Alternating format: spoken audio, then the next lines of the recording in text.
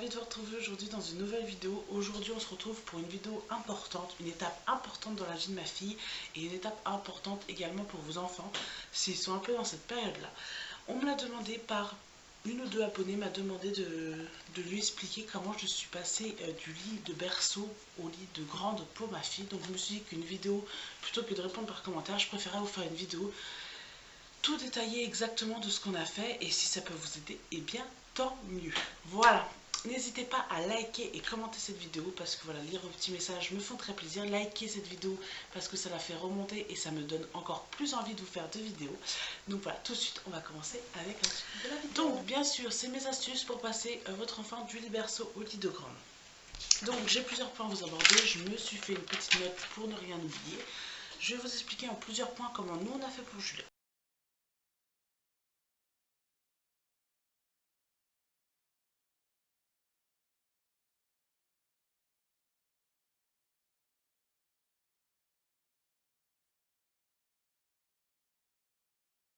Il m'a dit bien sûr il y a quand même des âges entre guillemets à respecter, c'est-à-dire généralement les enfants peuvent commencer à 18 mois et il y a des enfants qui n'ont pas envie avant presque 3 ans.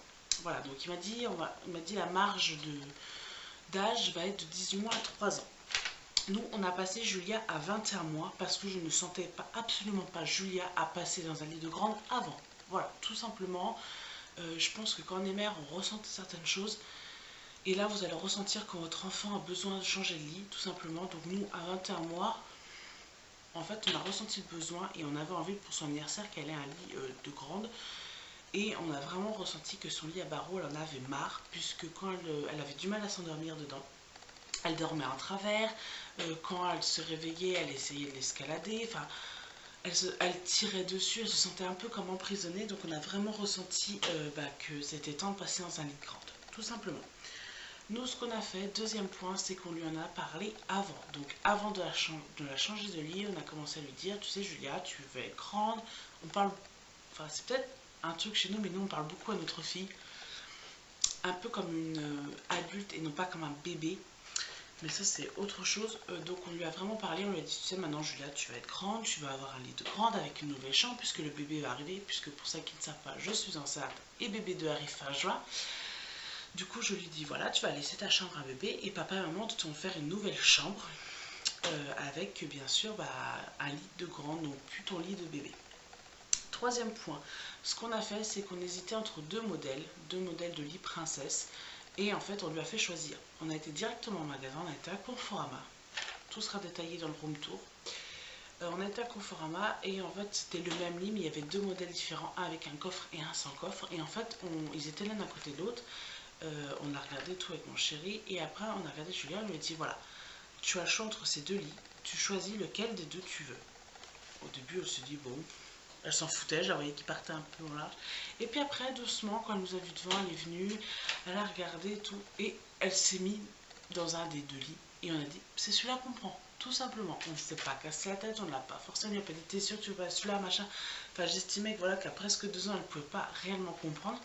Donc du coup on a fait le choix, on a dit bah voilà, elle est montée dans celui-ci, on l'a laissé monter dans le lit d'exposition. Elle s'est allongée, elle a tapé sa maladie, c'est le dodo. Je lui dis oui c'est le dodo. On a choisi celui-là, tout simplement. Ensuite, autre point, on lui a monté son lit en sa présence. C'est-à-dire qu'en fait, un dimanche après-midi, mon chéri m'a dit bah là, hop, la chambre était finie. Il m'a dit allez hop, on lui monte son lit. Donc elle a monté son lit avec son père. Comme elle adore quand son père bricole, et ben en fait, elle lui passait les vis, elle lui donnait le tournevis. Voilà, on l'a monté avec elle, elle l'a vu monter de A à Z. Voilà, tout simplement. C'est pas, on l'a pas monté. Après, on lui a pas dit bah viens voir. Non, non, elle l'a monté avec son père. Elle était super fière de lui donner les vis et tout ça. Donc voilà, elle n'a pas arrêté de lui dire oh, c'est beau, donc elle était contente et papa aussi. Ensuite, on lui a expliqué que c'était pour le dodo, mais elle avait très bien compris que c'était pour faire le dodo. Et pour la première fois, on l'a fait dormir dedans, on a commencé par la sieste, tout simplement pour voir comment elle allait s'habituer, pour voir si elle ne le supportait pas, le soir, la repasser dans le lit berceau. Pour éviter de pourrir une nuit en fait, parce que si vous les mettez, enfin nous c'est notre ressenti, c'est comme ça qu'on a fait, on s'est dit si on la met direct la nuit et qu'elle ne veut pas dormir et qu'elle nous passe la soirée à hurler machin et tout, elle va nous pourrir la nuit, donc ça va être horrible. Comme moi la sieste, on était là, on était réveillés On a pu voir un peu comment elle se comportait, l'entendre si elle descendait de son lit ou pas, voir si elle voulait faire des allers-retours ou pas. Donc comme ça nous a permis de un petit peu mieux étudier à comment elle allait réagir à son lit de grande.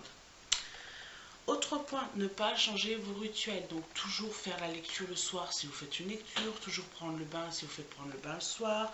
Voilà, toujours faire câlin, bisous. Enfin voilà, les rituels, les routines que vous avez l'habitude d'avoir avec vos enfants le soir ne doivent pas changer parce qu'ils passent d'un lit berceau à un lit de grand, surtout pas. Nous, on n'a rien changé, on a continué à faire les mêmes rituels, la même routine qu'on faisait de quand elle était dans un lit berceau ou pas. Ça change absolument rien, on lui dit toujours l'histoire, il y a toujours le câlin, le bisou maman, le câlin, le bisou papa, il y a toujours on reste toujours avec elle pendant le temps de sa veilleuse qui dure 10 minutes. Enfin, voilà, toutes ces choses-là, on a continué à les faire malgré qu'elle soit dans sa lit de grande. Et maintenant, ça fait plusieurs mois qu'elle est dans sa lit de grande et on continue toujours à faire ces rituels-là. Ensuite, s'il se lève la nuit, surtout, allez le recoucher directement. Dites-lui que c'est l'heure d'aller se coucher dans son lit, qu'il ne faut pas, enfin, pas qu'il ne faut pas qu'il vienne vous voir, hein, bien sûr, parce que moi, si ma fille se lève pour venir vous voir, je ne vais pas lui dire non, tu pars. Mais allez le recoucher en disant voilà que c'est l'heure de faire le dodo, que maintenant même si dans un lit grand, il faut quand même dormir, qu'il n'a pas besoin de se lever la nuit. Enfin moi j'ai dit à ma fille qu'elle a qu'à m'appeler et je suis juste à côté, elle a qu'à m'appeler et je viendrai tout de suite. Donc nous on a la chance que Julia ne se lève pas. Ça arrive à quelques siestes qu'elle se lève pour aller chercher un livre et l'emmener dans son lit, mais sinon la nuit elle se lève pas. Voilà, et c'est tout. Voilà, allez recoucher direct.